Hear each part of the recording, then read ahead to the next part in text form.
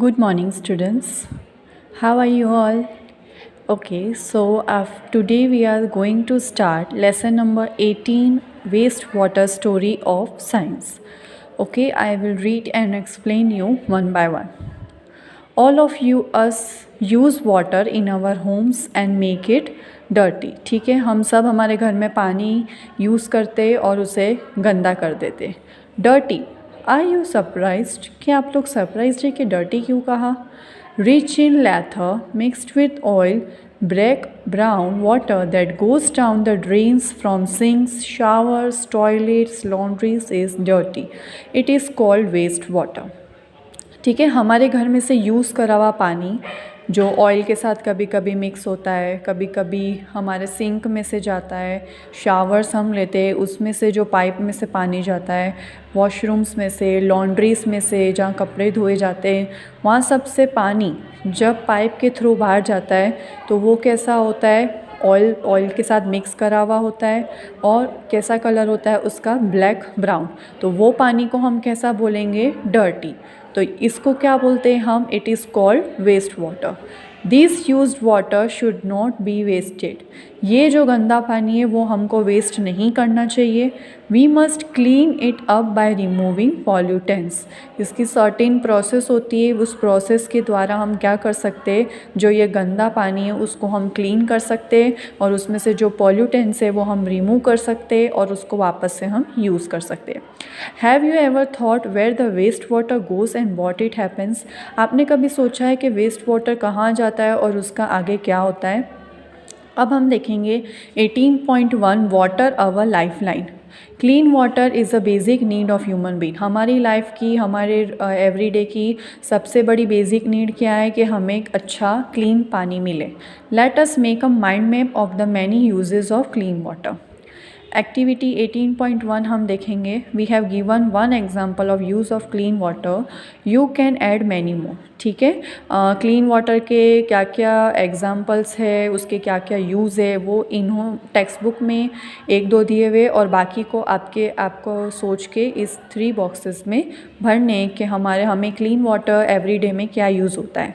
तो इधर दिया हुआ है clean water put to use drinking. ठीक है, पानी पीने के लिए क्लीन वाटर चाहिए होता है.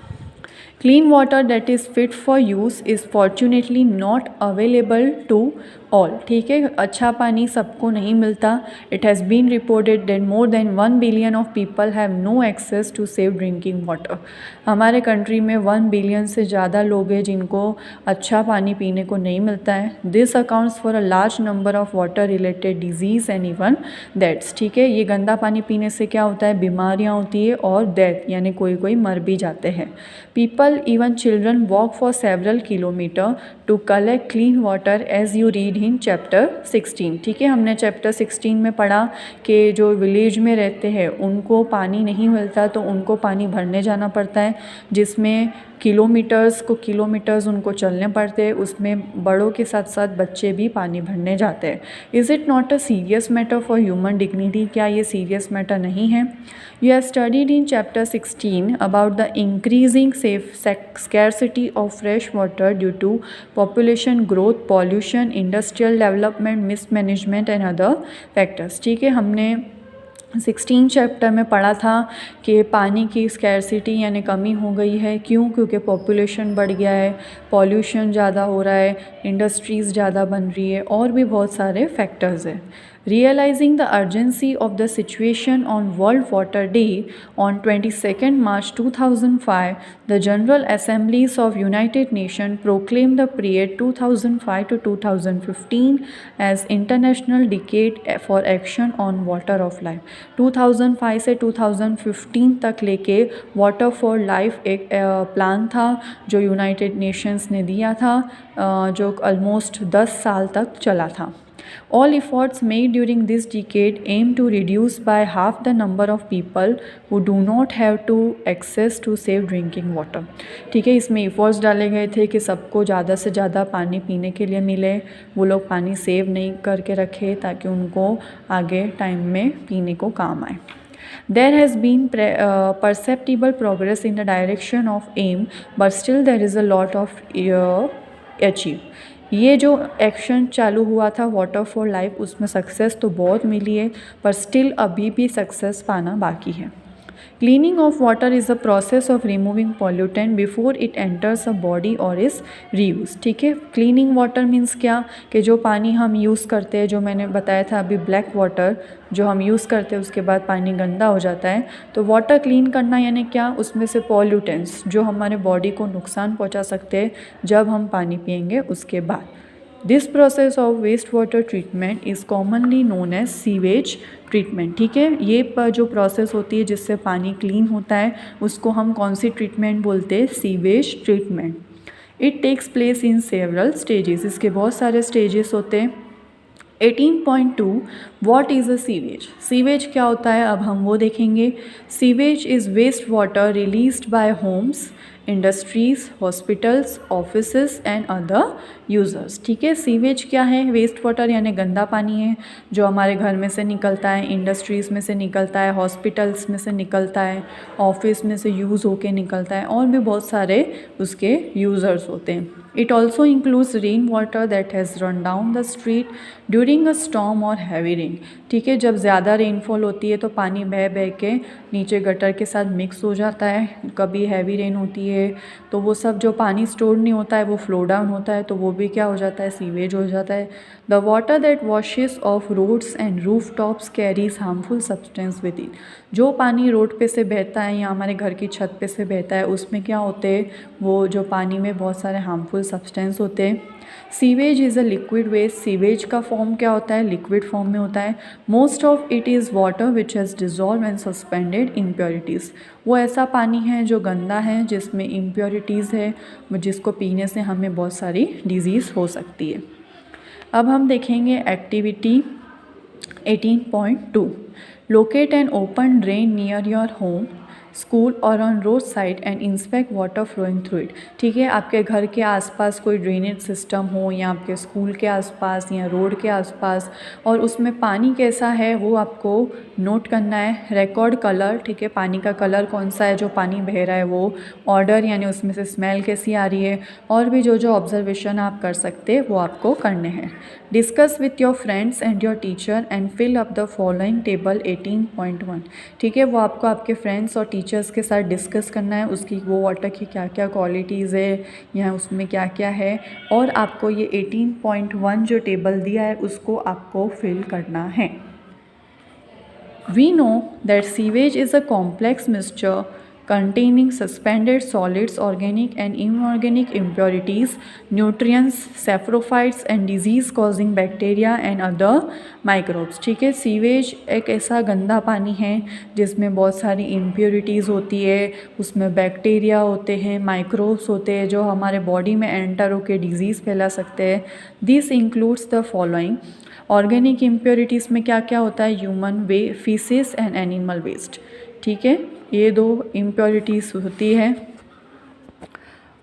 और दूसरी इम्प्योरिटीज़ क्या होती है, oil, urea, pesticides, herbicides, fruit and vegetable waste.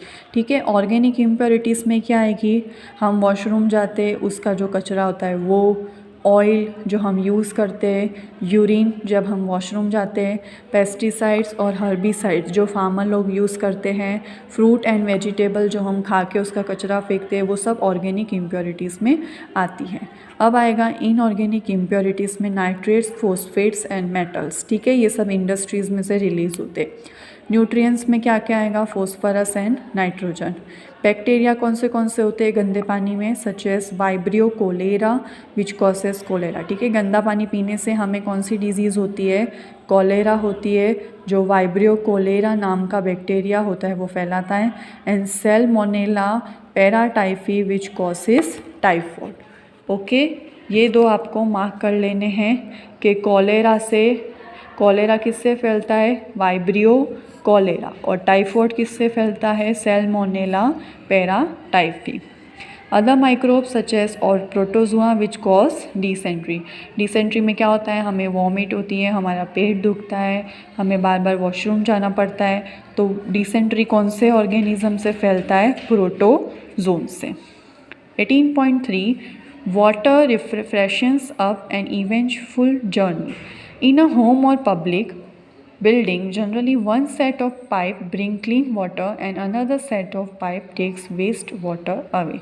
ठीक है, हमारे घर और बिल्डिंग्स में क्या अरेंजमेंट होता है पाइप्स का कि एक पानी में से अच्छा पानी आता है और एक पाइप में से क्या होता है, गंदा पानी आता है, जो गंदा पानी को आगे कनेक्ट करके आगे गंदा पानी निकल जाता है. Imagine that we could see through the ground.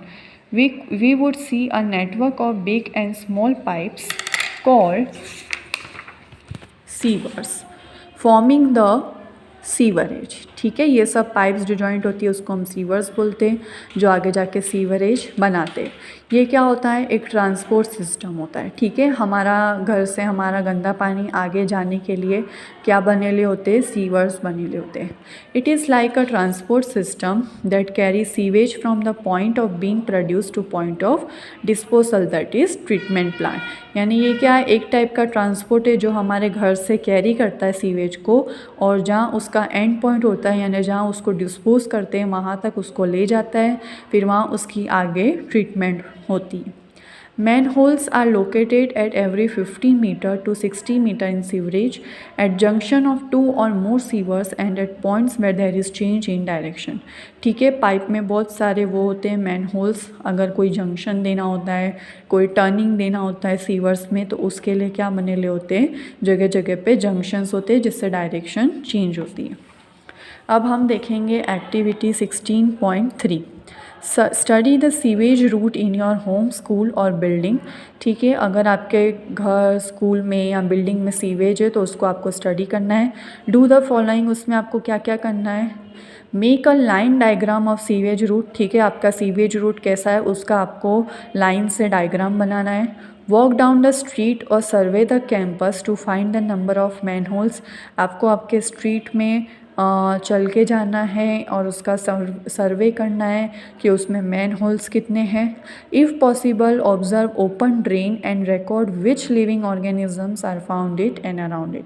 अगर पॉसिबल हो और अगर ड्रेन खुला हो तो उसमें आपको देखना है कि पानी में कौन से ऑर्गेनिजम्स हैं, उसकी भी आपको लिस्ट बनानी है. In case you do not have a sewerage system in your locality, find out how sewage is being disposed of. अगर आपके लोकेलिटी में सीवरेज सिस्टम नहीं है तो दूसरा आप ये कर सकते हैं कि सीवेज कैसे डिस्पोज होता है आप वो ढूंढ के लिख सकते हैं. Treatment of polluted water. Perform the following activity. It will help you understand the process that makes place at wastewater treatment plant. ठीक है, अगर polluted water की क्या ट्रीटमेंट है वो हमें ये एक्टिविटी से पता चलेगा. Divide yourself into groups to perform the activity. ठीक है, आप लोग ग्रुप में डिवाइड हो जाइए. Record observation at each stage. एक एक स्टेज में आपको क्या करना है कि ऑब्जर्व करता रहना है. Fill a large glass jar 3/4 full of water. आपको एक बड़ा ग्लास का जार लेना है, उसको 3/4 पानी से भर देना है.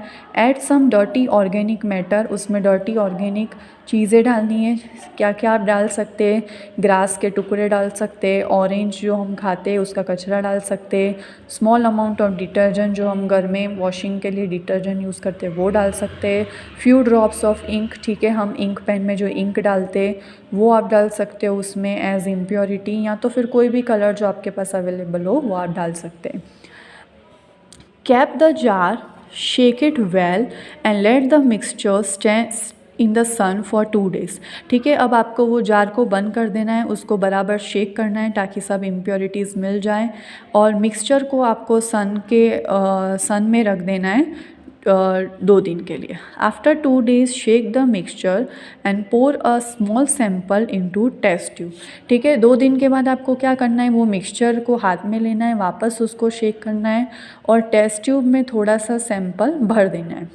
Label this test tube before treatment sample 1. ठीक है, ये टेस्ट ट्यूब पे आपको पेपर से क्या लिखना है कि बिफोर ट्रीटमेंट, यानी अभी हमने उस पर कोई ट्रीटमेंट नहीं करी है इसलिए हम उस पर क्या लिखेंगे, बिफोर ट्रीटमेंट और सैम्पल 1, यानी ये हमारा फर्स्ट सैम्पल है.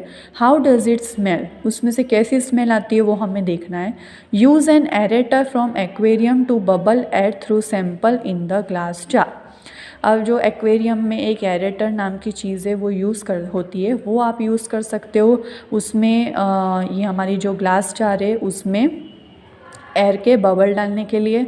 Allow several hours for aeration, ठीक है, थोड़े देर उसको वहाँ पे ये जो एरेटर है उसको हमें ग्लास जार में रख देना है ताकि एयर के बबल्स उसमें जाते रहे। Leave the aerator attach overnight, हमें ये एरेटर को पूरी रात छोड़ देना है उस ग्लास जार में। If you do not have an aerator use a mechanical stirrer और मिक्सर, अगर आपके पास एरेटर नहीं है तो आप मैकेनिकल स्टायरर या जो भी मिक्सर जो अवेलेबल हो वो आप यूज़ कर सकते हैं। उसको आपको क्या करना पड़ेगा, you have to stir it several time, यानी आपको उसको थोड़ी थोड़ी देर में घुमाते रहना पड़ेगा। The next day when aeration is complete pour another sample into second test tube, label it as after aeration sample 2। Next day पे आपको क्या करना है कि वापस जो हमने सैंपल बनाया उसको सेकेंड टेस्ट ट्यूब में डालना है और उस पर क्या लिखना है, आफ्टर एरेशन सैंपल 2। जैसे हमने फर्स्ट वाली में क्या लिखा था, बिफोर ट्रीटमेंट सैंपल 1, तो सेकेंड वाली में हमें क्या लिखना है, after aeration sample 2। Fold a piece of filter paper to form a cone, ठीक है, हमें एक फ़िल्टर पेपर लेना है, उसको हमें कोन के शेप में फोल्ड करना है। Wet the paper with tap water, पहले हमें उसको क्या करना है, कोन बना के उसमें थोड़ा नल में से पानी से उस पेपर को गीला कर देना है। Then insert the cone in a funnel, mount the funnel on a support as you have learned in class 6, उसमें हमें क्या डालना है, फनल डालना है, ठीक है, और उस पर सपोर्ट रख देना है जो आपने क्लास 6 में आप पढ़ चुके। Place layers of sand, fine gravel and finally medium gravel in the funnel figure 18.2, आपको ये फिगर में बताया हुआ है ऐसा करना है, ठीक है। ये ग्लास जार है, ये कोन है, उसको फिल्टर पेपर को कोन में डाल दिया है और जो हमारी इम्प्योरिटी है वो हम इसमें डालेंगे, ठीक है। तो जो इम्प्योरिटी है वो यहाँ ही रह जाएगी और अच्छा पानी क्या हो जाएगा, फनल से नीचे आ जाएगा। Pour the remaining aerated liquid through filter into beaker. Do not allow liquid to spill over the filter. हमें धीरे धीरे करके पानी डालना है ताकि पानी बाहर ना आ जाए। If filter liquid is not clear, filter it a few times till you get clear water. अब हमें जो यहाँ ग्लास जार में पानी मिल रहा है, अगर ये बराबर फिल्टर नहीं हुआ है तो हमें ये प्रोसेस 2 से 3 बार रिपीट करनी पड़ेगी। Pour a sample of filtered water into third test tube, label filter sample 3। अब जो ये हमें सैंपल मिला वो आप एक और टेस्ट ट्यूब में भर दीजिए, ये नीचे वाला जो सैंपल है, और उस पर आपको क्या लिखना है, filtered sample 3। Pour another sample of filtered water into 4 test tube, add a small piece of a chlorine tablet mixed well until the water is clear, ठीक है। अब आपको क्या करना है, जो सैंपल है उसको 4 टेस्ट ट्यूब में डालना है, उसमें बाज़ार में क्लोरीन की टैबलेट मिलती है जो पानी को शुद्ध बनाती है, वो आपको उसमें डालना है। कब तक, जब तक पानी क्लियर हो जाए, और वो टेस्ट ट्यूब पे आपको क्या नाम लिखना है, chlorinated sample 4। Observe carefully the samples in all the test tube, do not test just smell them. अब आपको क्या करना है, आपने टोटल 4 टेस्ट ट्यूब्स बनाई है, वो चारों टेस्ट ट्यूब को आपको ऑब्ज़र्व करना है, आपको वो बिल्कुल भी टेस्ट नहीं करना है, खाली आपको वो स्मेल करना है, बिल्कुल भी मुंह में नहीं लेना है टेस्ट के लिए, खाली आपको थोड़ा सा उसको स्मेल करना है कि कैसा होता है वो। Now answer the following question, अब आपको क्वेश्चन आंसर के आंसर्स देने। What change did you observe in appearance of liquid after aeration, ठीक है, आपको कौन सा चेंज दिखा एरेशन के बाद वो बताना है। Did aeration change the order, aeration के बाद उसकी स्मेल में चेंज हुआ या नहीं वो बताना है। What was removed by the cell filter, कौन सी इम्प्योरिटीज़ निकली वो आपको बताना है। Did chlorine remove the colour, chlorine tablet डालने से क्या कलर बदल गया वो बताना है। Did chlorine have an odour, was it worse than that of waste water, chlorine में से कोई स्मेल आ रहा था कि नहीं वो बताना है, और वेस्ट वाटर से भी गंदा था वो या नहीं वो आपको आंसर देना है।